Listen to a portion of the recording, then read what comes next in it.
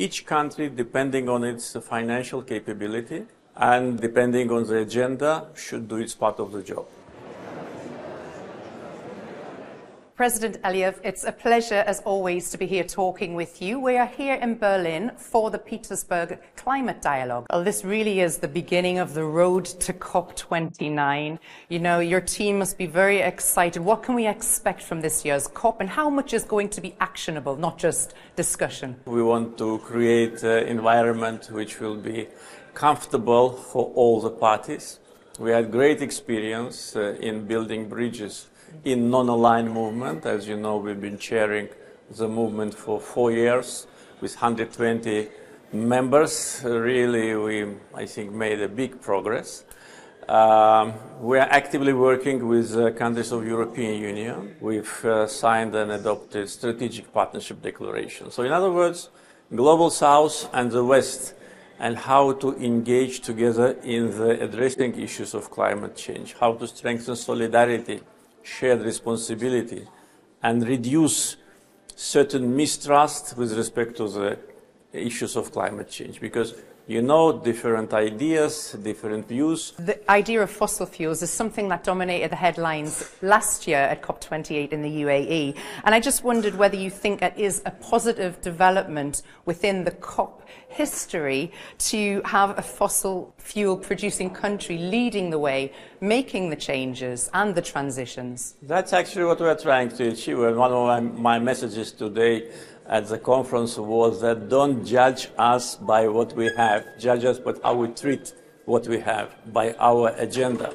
And also one of the issues which is important to understand is, apart from what I've said about our involvement in Europe, in non-aligned movement, we're also members of OPEC Plus countries.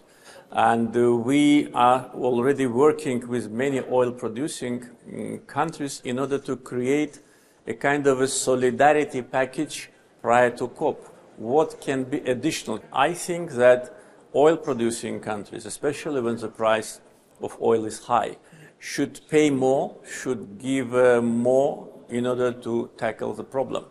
So solidarity is, I think, integral part of financing and how we'll succeed. What would you love to be the lasting legacy for COP29? If we can make additional step towards green world and tangible step with a continuation, I think that will be the most important legacy. At the same time, as you know, one initiative which is new for COP already was put forward by us, a creation of Troika, of 3 countries.